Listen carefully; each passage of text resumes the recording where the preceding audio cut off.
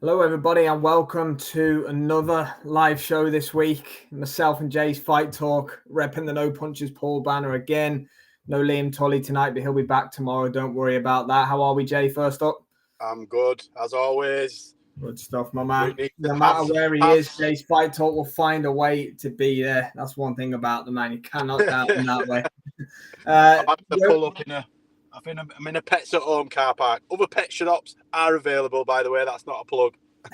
He's got a 5 sign at the back of him, so just no speeding over there.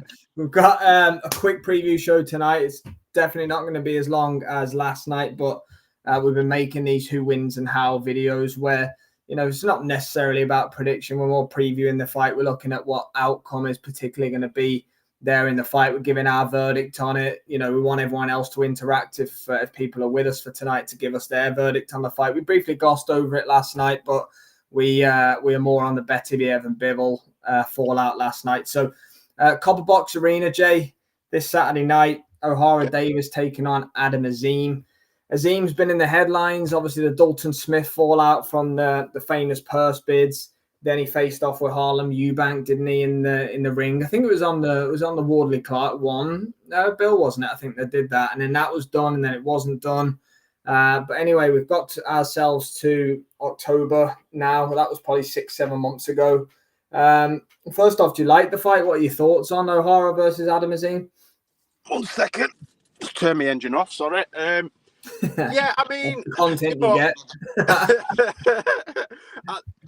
I was initially underwhelmed when the fight was announced. I thought that it was a cheap way of getting sort of a bit of traction by having Ohara as a name, especially him coming off sort of a devastating loss. I thought it was a bit, I want to say disrespectful to Ohara, but now that I've had time to digest it and think about it, it's actually an intriguing fight because they know each other, Yeah. They both came out of the Peacock Gym. I think Ohara was 19, Azim was 9, a young kid, so he'd aspired to be like, I've been in and around boxing gyms myself, and my brother was a pro, so I've seen, the older boxers when the juniors are coming in, the olders are turning pro and they're winning titles, and, you all aspire. I remember seeing, only the oldies will know this, but Bobby Vanzi, for example, he came out of the same gym that my brother did. He's sort of a former British champion. And I remember him winning his British title and bringing it to the gym, and all the juniors were buzzing. And, they were like heroes to these guys. Yeah, and I think there's a little bit of that. And I'll go back to that when we make the prediction. But in terms of the fight being made, now that I've looked at it and had time to digest it, it's actually a very, very good fight. Because I'm intrigued. I'm looking forward to it. Yeah, because it'll prove what Ohara's got left, if anything. And that's not me saying that. I'm generalizing, because a lot of people expected him to win that world title when he got stopped, right? I expected him to win. I think you expected him to win, and he lost badly. Against Barroso. Right? Yeah. Yeah. I expected him to win. But other than that, he's only lost at the highest level. He got stopped against Josh Taylor, and he lost against Jack Catterall. So we can't dismiss Ohara. So I think this is going to show, A, what Ohara's got left, and B, what we can expect from Adam Azim, because they've told us what to expect, and they've spoon-fed him opponents up to now. But this is a live opponent. So this is, for me, it could be a step too far too soon, or we're going to see that Azim is actually the real deal. So there's an opportunity for both of them here to do something off the back of a very good performance. Yeah, 100%. I think you hit the nail on the head there with the matchmaking. I think it's either, I had this conversation with someone on X earlier, I can't remember who it was. It's either really good matchmaking or it's absolutely terrible matchmaking. But just to set the scene a little bit, you got a 22-year-old kid who's the next big thing, real prospect, fast hands, got all the backing, he's destined to be a superstar, isn't he? It's $1 million to me, minus the Olympic medals, kind of has Amir Khan vibes about it. I think that's kind of the way that Adam Azim could be propped up with the Sky Sports propaganda machine behind him. But then on the flip side, you've got OD, who's, we're going to find out probably whether he's finished or not on Saturday night, I would say. And 32. He's still got time in the sport, if you will. But you know, if he loses to Adam Azim, it's hard to see where Ohara Davies goes from here. Yeah, I think he'll jack. I don't think he wants to be a nearly man or a journeyman He's not going to be cannon fodder to prospects, is he? No, and I think Lewis Ritson is very similar. I think he had that, didn't he? He was a highly touted prospect. A couple of losses, and Lewis Ritson now and Sam Eggington as such, without being disrespectful, they're sort of like acid tests for prospects, aren't they now? Yeah, and I don't think O'Hara's ego would allow him to be that. I think it's all or nothing for O'Hara. I think he'll, you know, if he loses, even if it's not badly, I think if he just loses in general, I just think we could see this his last fight. Yeah, I think you could be right. Azim was European champion before he vacated. Dalton Smith was meant to fight for the vacant belt against Fernandez, I think, but then that fight got called off. Then that was the curse card that Terry Harper and Rhiannon Dixon ended up headlining in the end, where Johnny went from Dalton against Fernandez to Johnny Fisher to Harper and Dixon. It settled on in the end. So Azim vacated that belt. I think Ben, Shalom, and everyone basically said the McGuigans called that. You know, they're the ones picking his fights. Essentially, they're his team, aren't they? I think he's trained and managed by the McGuigans. So, do you think that was the right call? Yes, I think Dalton Smith. I think the gap is getting smaller. But I just think Dalton Smith's I think he has a little bit more experience. He's a little bit more battle tested. You think the Ohara Davies fight's a better fight at this stage in his career than Dalton Smith? Yeah, definitely. Yeah, I think he'd have lost, or there was more chance of him losing to Dalton Smith. I think Dalton Smith's obviously a little bit older, matured. He's got his man strength. Azim's just gone 22, hasn't he? Yeah. You know, he's just coming into his sort of man. I hate saying that man strength, but maturity, let's say. He's just coming into his maturity. Probably not got his full power. He'll probably move up another weight class or two. Possibly, because he's got a slight frame, a big frame, but he's slimmed down. So I think he could go up another division. And I just think that the best thing for him was to maybe not fight Dalton Smith then, because he'd have done it. He's a fighter. He'll fight anybody. You know, regardless of what people say about him, you know, scared to fight Dalton Smith. Any professional or any boxer or fighter, once they've stepped through those ropes, 99.9% of them are not scared to fight anybody. I've boxed, right? I boxed as an amateur, didn't like it, was scared, and stopped doing it because I wasn't committed. So I know what it feels like to go through those ropes. And if you are committed, you're not scared. It was a team decision. Yeah, he's the figurehead of that, so he gets the brunt of it as being called weak and scared.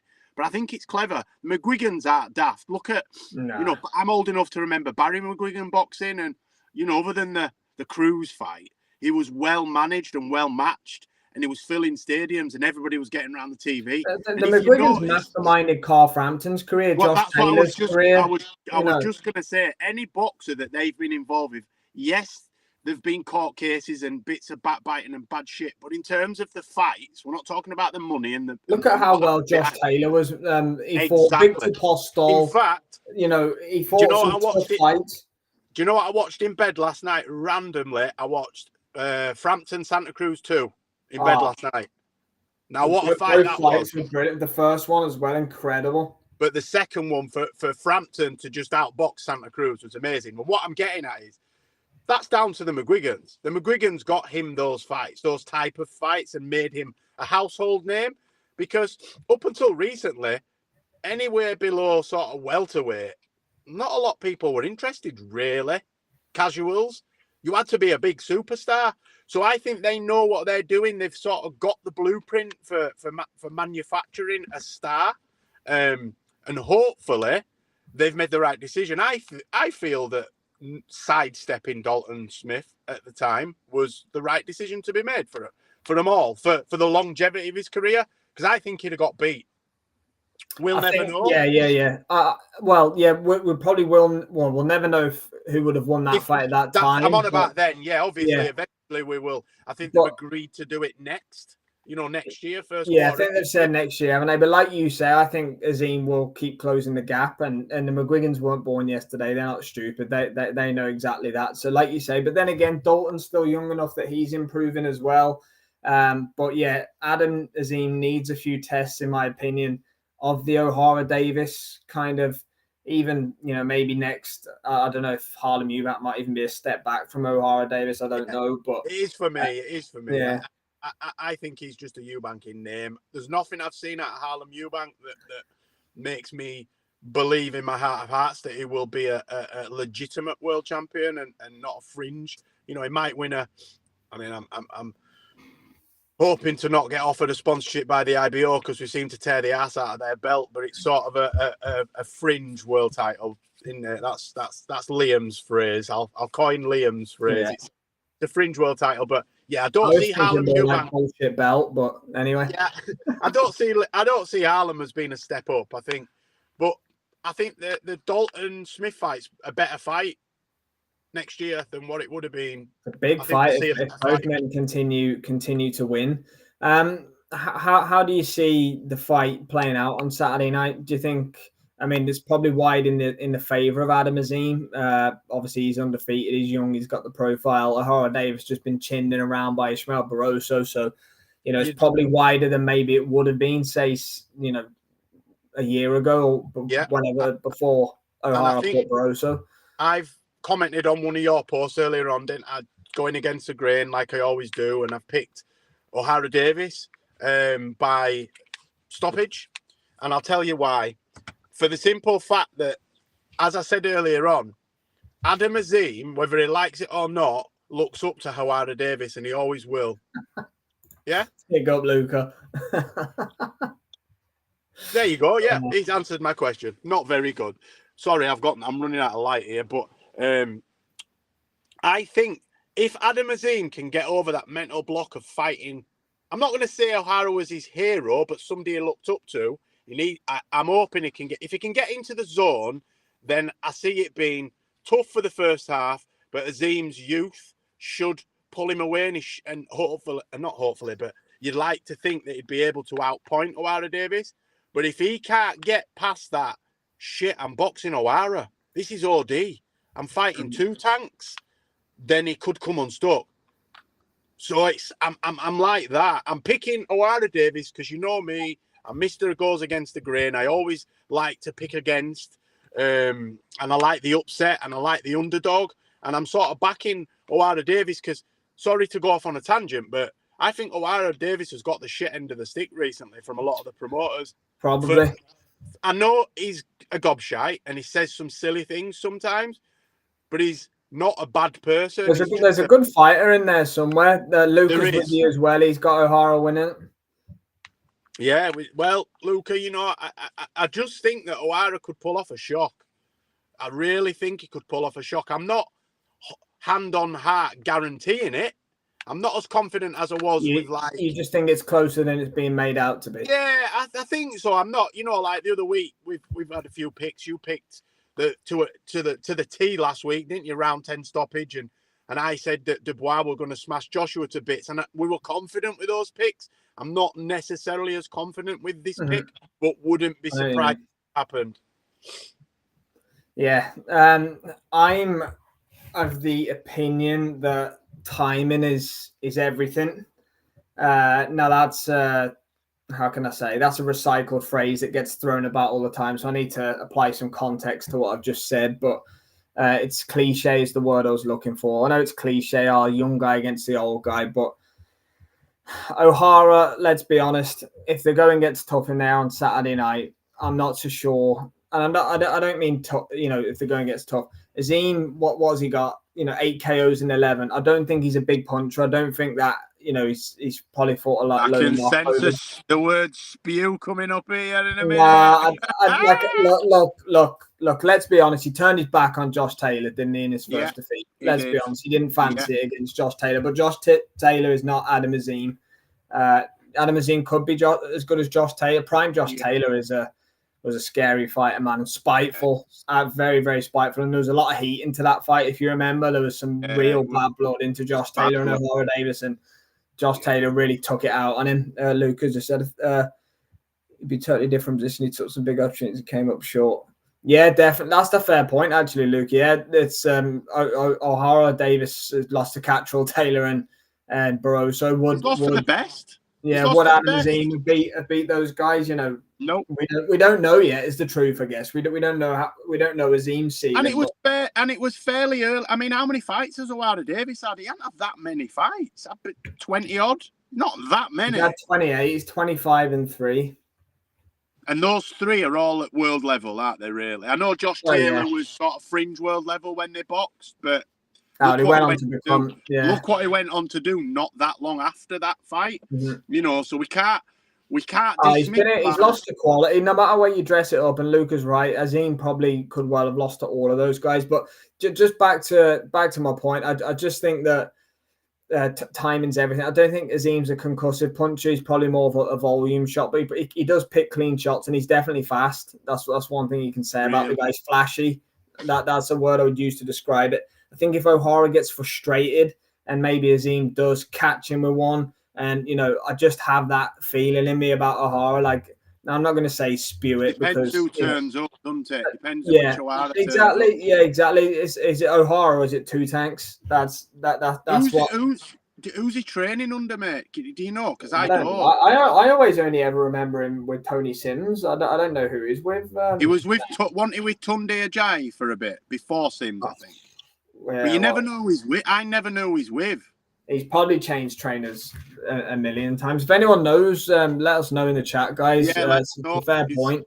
Because we know Shane McGuigan will have Azim's tactics bang on the money for Saturday night. They won't have left a stone unturned. I mean, Shane McGuigan is slowly, sorry to get the point out, but Shane McGuigan is slowly becoming one of the most underrated and underappreciated trainers in boxing because he's methodical in his approach. He looks at it from a technical aspect, but he'll also teach his fighters how to go in there and scrap, so they're not all just fast spurts of hand speed. He teaches them to sit down and box as well. I really like his style of fighter that he's churning out. Yeah, he's a smart guy, man. He's so big up Minky, by the way, for joining in. I haven't seen you in a while. Hope you're well. He's got Azim stopping Ohara Davies, so that segues in beautifully to my point I was about to finish. I just think at some point during the fight, and it's not going to be early. I think Ohara's going to take it for a while. I think he might have success early on in the fight. Ohara, I think Azim's come through a surgery, has he, or something like that? He's definitely not been. He was injured to the fact he couldn't take the Harlem Eubank fight. I think it was done for June, if I remember. He hasn't fought since February or March, I don't think, Azim. So, and in a young career like his, only 11 odd fights. That's quite a long time out the ring. But I think he will get to Ohara late, and he's not going to leave him unconscious on the floor, put it that way. But I just think after a while, O'Hara's body language is going to start wearing, and he's not going to fancy it anymore. I'm not going to say he's going to quit or he's going to not come out, but I just think maybe more out of frustration and his mindset. Because let's be honest, look at his behavior. Look at his behavior at that press conference. That was shades of the Ohara Davies in the Josh Taylor fight and all the rest of it. He's a volatile guy. You just don't know what you're going to get from him. And, if he wakes up that morning and he's not in the right mood or right mindset, he might not even make the walk. That's the kind of guy Ohara Davies is. So, I just think that when the going gets tough a little bit and it's going to Azim's too talented, he's too fresh, he's too good, he's too quick. He will land on OD. Let's see what his frame of mind is, because let's not forget, Josh Taylor stopped him in the 8th or 9th round. I remember it well. Stopped him on his feet. He turned his back. Maybe he did cue it in that one. I don't know, but it wasn't great, was it? Jack Cattrall outboxed him, but Ishmael Barroso chinned him in a round, and that was his last time out. Barroso, let's be honest, let's have it right. Great fighter back in the day. Anthony Crawler stole his soul in Manchester. I wouldn't know. I was sat ringside and I missed it. Anthony Crawler, Jay's Fight Talk's good friend, stole Barroso's soul many, many years ago now. You're probably talking about 7 or 8 years ago. And a 41-year-old corpse of Barroso knocked Ohara Davies. That was O'Hara's chance. That was his opportunity. He was signed to Golden Boy. Oscar De La Hoya signed him. I don't know. if he's still with Golden Boy. What? But he was signed for him. He was meant to fight. He's meant to fight Rolly Romero after Barroso, wasn't he? For the WBA. He was really high up in the WBA. Was it like the WBA regular belt or something? Yeah. It was that was what that Barroso fight was for. It was a knockover for OD to go and fight Rolly, I think it was, afterwards, and he got chinned in a round. What's his mindset going to be going into this fight? That's my issue with it for OD, and I just can't.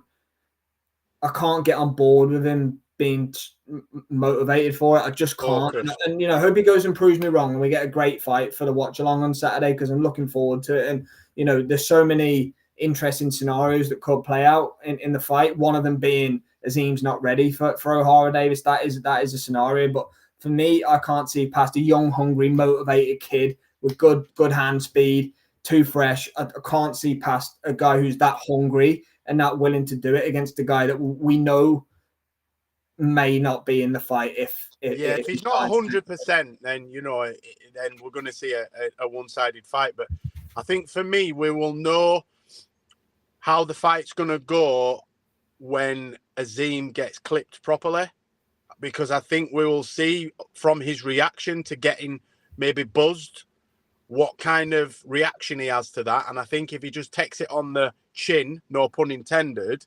then he could have an easy night. Whereas if he struggles, because Ohara's got deceptively long arms, hasn't he? He's very long. He is very long at the weight. I've seen pictures of him before, and I thought someone had messed around with it like it was AI, but it's not. His arms are that long. So I think if he struggles to find the range, then it could be in for a difficult night.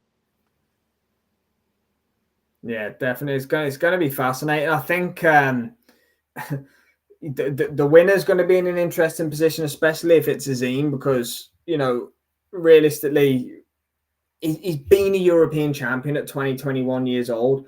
And they got the belt because it was there to be won against the Danish kid whose name I can't remember now. But it was there. And you can't go backwards once you get to a certain level. It doesn't work that way. So if you want to go and get a nice, easy European Championship win at the age of 20, which looks phenomenal, you can sell a life out of the fact this kid's the future. He's European champion. He's the man. You can't then at 22, 23 start fighting backwards at, say British level or, Got to go up, man. He's got to fight Dalton Smith. Push on. You have to push the momentum because fans will get sick of it and you look like you're not about it. So if he beats OD, it's Paulson. So Kim, thanks for that. That was him. Yeah, the Danish guy, I think he was. I remember the fight. Dalton Smith or bust for me. It has to be Dalton Smith, man. I'm not interested in Harlem Eubank. No one is. No one's interested in Harlem Eubank. Sorry, Lukey. Yeah, I think he fought Paulson, did he, after Petitjean? He beat Petitjean, I think, for the belt. Then he defended it because they did a big face-off in the ring. It was meant to be a grudge match and all that, but it didn't turn out that way in the end. Harlem Eubank has done nothing to be in this picture. Without the surname Eubank, he would not be in the position for us to even be talking about it. He's done nothing to deserve a shot at a former European champion that's unbeaten. It has to be Dalton Smith. It has to be Dalton Smith or somebody in the top 10 world ranked to get his ranking higher to eventually go for a world title in the next 2 or 3. If he's as good as what they're saying he is. If he's as good as what they're saying he is, why would he want to fight Harlem Eubank? It should have been Harlem Eubank Saturday night then for this. But that's what I mean. That's my issue with the Harlem Eubank thing, because you go and win the European belt and you're parading yourself off as, he's the next best guy. And I know he's only 22, so I'm not criticizing that. But like I say, you want to pick the slim pickings and the easy. They wouldn't have put it this way. If Dalton Smith was European champion at that time, they wouldn't have fought Dalton Smith. So they took the belt for that. But then you can't go and fight OD and Harlem. And to be honest with you, if they do the Harlem fight, I'm not that against it. They can. It was meant to happen. Whatever. They'll probably do it. Let's be honest. But get him in there, man. Amir Khan was world champion at 22. They're trying to build it as in like he's got parallels to this guy. So, if that's the case, then he should be going through the gears, because Amir Khan was fighting the likes of Willie Limond, Ryan Barrett, Scott Lawton. These are all high domestic level fighters. Amir Khan cleaned up at British level before he went on to world level, but he was fighting 2, 3, 4 times a year. Adam Azim at 22 was boxed, once in the last 12 months? Maybe twice? Yeah, twice in the last 12 months. He was won the European belt in November last year, then boxed in February. Amir Khan was, like I say, Amir Khan was fighting bloody Michael Gomez. As I said, Ryan Barrett, Willie Lemon, Scott Lawton. He was fighting the who's who of British lightweight scene. There were talks of him fighting John Murray. John Murray was the British Commonwealth, European, and I think WBC youth world champion. And they didn't. He went another direction, didn't he? Fought Brady Prescott, and the rest is history. I think he'd lost to Prescott and Danny Garcia before he was 25, but he'd also beat Marcus Maidana, Marco Antonio Barrera.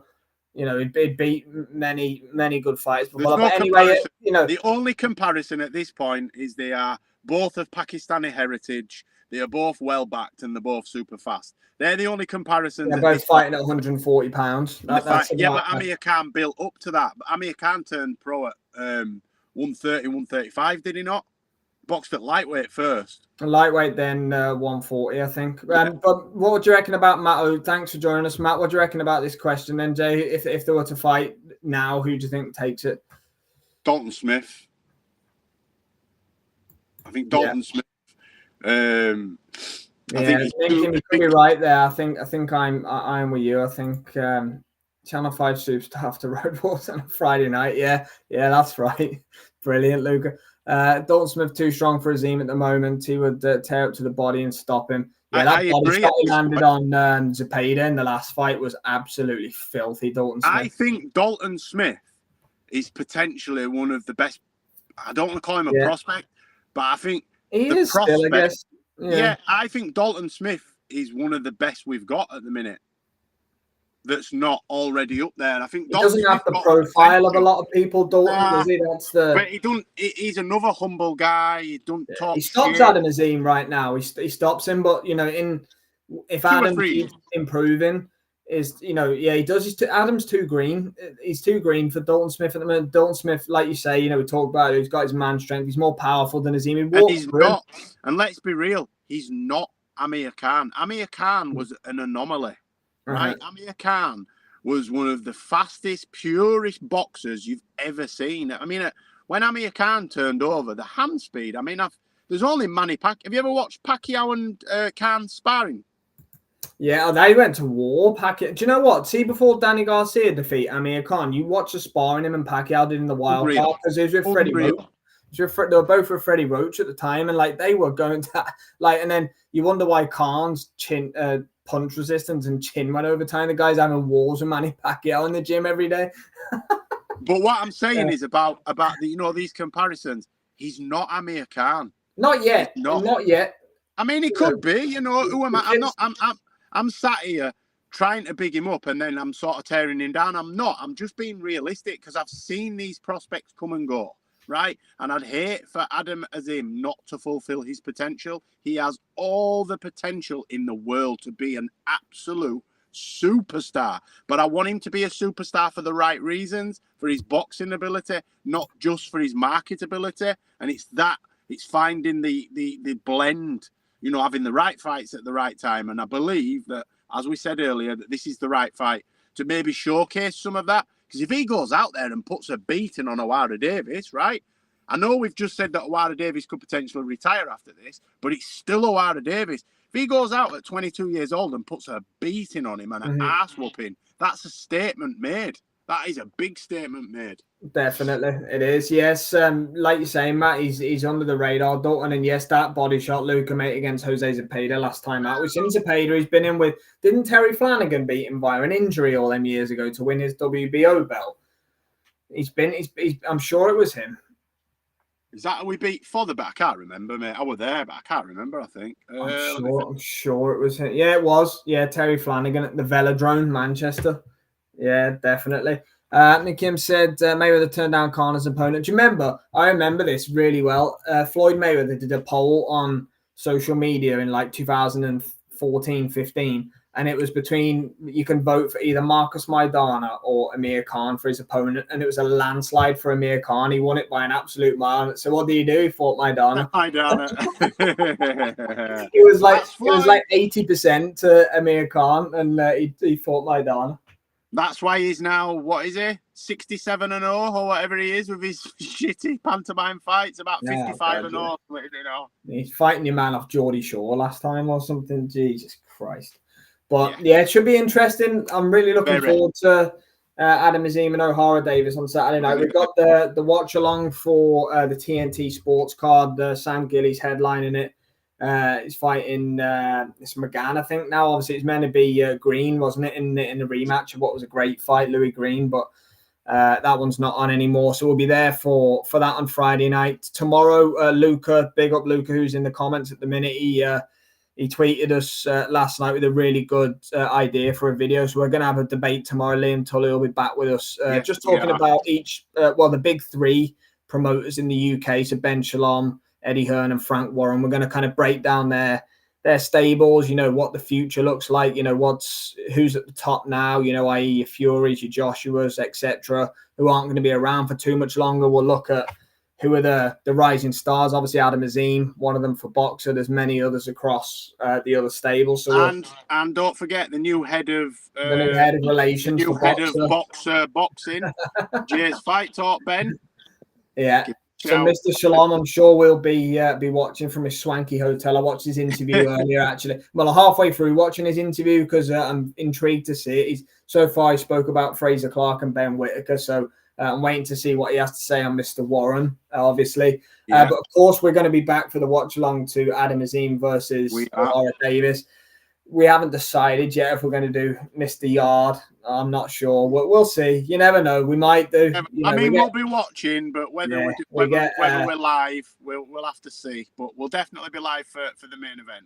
Yeah, we get excited sometimes when things come on. So we'll have a look at that. You never know. Maybe I don't know if anyone is MMA fan, but we have got a big Francis Ngannou return, so we may have a little look at that on Saturday. But definitely, I'll be there for Tim Tszyu against Bakram Murtazaliev. I'm really looking forward to that fight personally. Love watching Tim Tszyu. So Jay will try, but I'm terrible at getting up, unfortunately, but I do work very hard. So. He does, Matt, Eddie's having a wretched year, isn't he? Especially with the 5v5. But look, Sky Nicholson beat Raven Chapman. He's back. It's worth 50 million points in the 5 versus 5. So, we'll perhaps have a little look at some hypothetical 5v5 matchups in this little show we got tomorrow. So big up Luca for the idea for that, mate.